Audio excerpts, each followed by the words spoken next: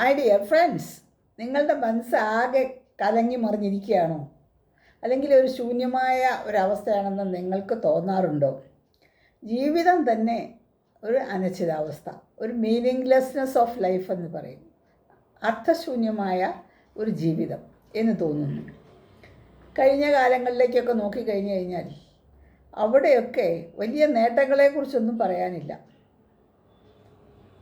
കുട്ടിക്കാലവും വിദ്യാഭ്യാസകാലവും യൗവനവും കൗമാരവും യൗവനവും വിവാഹ ജീവിതവും എല്ലാം വളരെ നിർവികാരതയുടെ കൂടെയാണോ ഞാൻ ജീവിച്ചതെന്ന് എനിക്ക് തോന്നുകയാണ്.